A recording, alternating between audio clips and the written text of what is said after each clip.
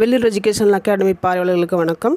இந்த வீடியோவில் சான்றோர்கள் வளர்த்த தமிழ் பகுதி 13 இப்போ நம்ம பார்க்க போகிறோம். இது பிஜிடிஆர்பிக்கு யூஜிடிஆர்பிக்கெல்லாம் பயன்படும்.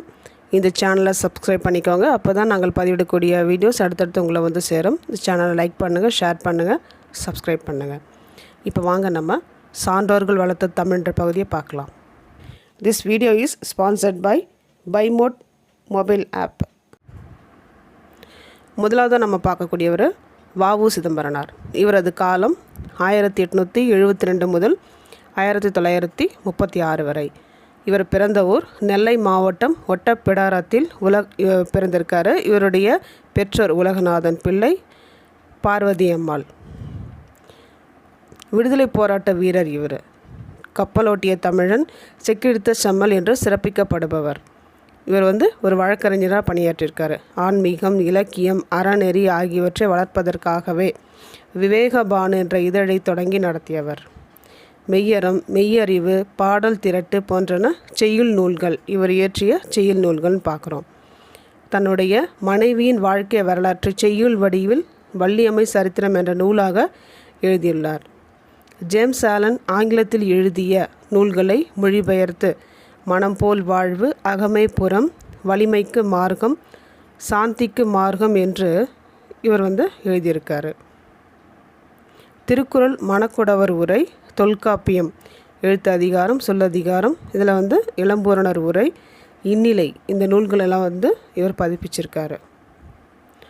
இந்நிலை, திருக்குறளில் அறத்துப்பால் மட்டும், சிவஞான போதம் போன்ற நூல்களுக்கு இவர் உரை எழுதியிருக்காரு.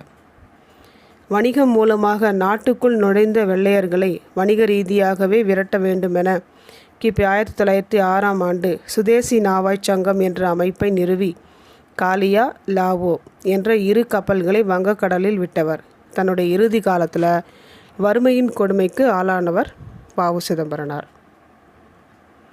அடுத்ததாக நம்ம பார்க்கக்கூடிய சான்றோர் அஷ்டவதானி நா. கதிரவேற் பிள்ளை.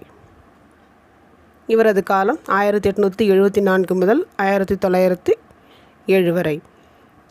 இலங்கையின் யாழ்ப்பாணத்தைச் சேர்ந்த மேலை புலோவி என்ற இடத்தில் நாகப்ப பிள்ளை சிவகாமி அம்மையார் தம்பதிகளுக்கு மகனாக பிறந்தவர் அஷ்டவதானி கதிரவேல் பிள்ளை அவர்கள். அஷ்டவதானி மகாவித்வான், இது இவருடைய சிறப்பு பெயர்கள். அதீத பேச்சாற்றல் பெற்றவர் இவர். திருவிக்கா இவரது மாணவர். தாம் வாழ்ந்த காலத்தில் பலரோடு கருத்து வேறுபாடு கொண்டு தமது கருத்தை நிலைநாட்ட முயற்சித்தவர். வள்ளலாரின் பாடல்களை திருவருட்பா ஆகாது என்று மருட்பா மறுப்பு எனும் நூலை இவர் எழுதியிருக்கார். முருகப்பெருமானிடத்து பேரன்பு கொண்டவர். இவர் இயற்றிய சுப்பிரமணிய பராக்கிரமம் என்ற நூலின் அடிப்படையில்தான் பழனி கோவிலின் சித்திரக்கூடம் அமைக்கப்பட்டதாகவும் கூறுவர். ஏகாதசி புராணம், சைவ சித்தாந்த சுருக்கம், யாழ்ப்பாண தமிழ் பேரகராதி, சிவாலய மகோற்சவ விளக்கம், புத்த மத கண்டனம், இதெல்லாம் அவர் எழுதியிருக்காரு. கூர்ம புராணம், சிவராத்திரி புராணம், நைடதம், பழனி தல புராணம், திருவருணை கலம்பகம் போன்ற உரை நூல்களையும் இவர் எழுதியிருக்காரு. அடுத்ததாக நம்ம பார்க்கக்கூடியவர் மறைமலை அடிகள். இவருடைய காலம் 1876 முதல் 1950 வரை. நாகை மாவட்டம் காடம்பாடியில் சொக்கலிங்கம் பிள்ளை சின்னம்மையார் இவர்களுக்கு மகனாக பிறந்தவர் மறைமலை அடிகள். வேதாச்சலம் என்பது இவருடைய இயற்பெயர். நீலாம்பிகை அம்மையார் இவருடைய மகள். தனித்தமிழ் இயக்கத்தின் தந்தை மறைமலை அடிகள். கிபி 1916 தனித்தமிழ் இயக்கம் கண்டவர் இவர். கிபி 1902 ஞானசாகரம் என்ற பெயர் மாற்றம், அதாவது அறிவுக்கடல் என்ற பெயர் மாற்றம் பெற்றது. இந்த இதழை தொடங்கி நடத்தியவர் இவர். தனித்தமிழில் பேசியும் எழுதியும் வந்தார். தன் பெயரை இதழை அமைப்பை சமரச சன்மார்க்க சங்கம் என்பது பொதுநிலை கழகம் அப்படின்னு மாற்றியிருக்காரு.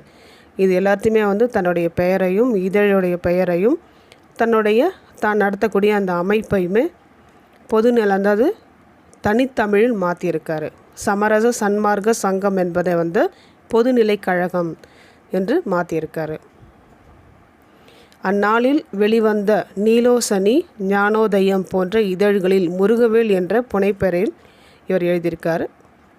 முருகர் மும்மணி கோவை, சோமசுந்தர காஞ்சியாக்கம், செய்யுள் நூல்கள், இவர் எழுதிய செயல் நூல்கள் பார்க்குறோம். குமுதவள்ளி, கோகிலாம்பாள் கடிதங்கள் ஆகியன இவர் எழுதிய நாவல்கள். மக்கள் நூற்றாண்டு, உயர்வாழ்தல் எப்படி, முற்கால பிற்கால தமிழ் புலவர்,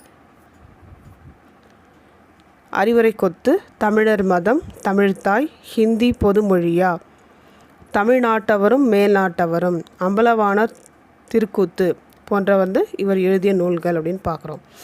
அடுத்தது நம்ம பார்க்கக்கூடியவர் வரதன் அஞ்சே பிள்ளை. இவரது காலம் 1878 முதல் 1956 வரை.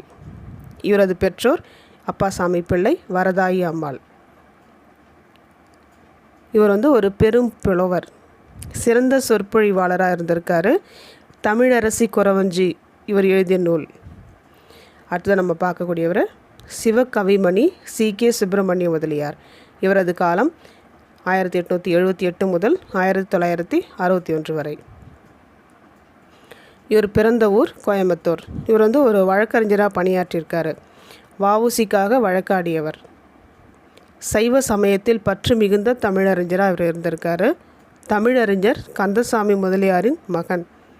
சிவகவிமணி என்று அழைக்கப்படுவார். பெரிய புராணம் முழுமைக்கும் விரிவான உரை இவர் எழுதியிருக்காரு. ஒரு பித்தனின் சுயசரிதம் என்ற பெயரில் தன்னுடைய வரலாற்று நூலை இவர் எழுதியிருக்காரு. இந்த சேனலை சப்ஸ்கிரைப் பண்ணிக்கோங்க. அப்போ தான் நாங்கள் பதிவிடக்கூடிய வீடியோஸ் அடுத்தடுத்து உங்களை சேரும். நன்றி, வணக்கம்.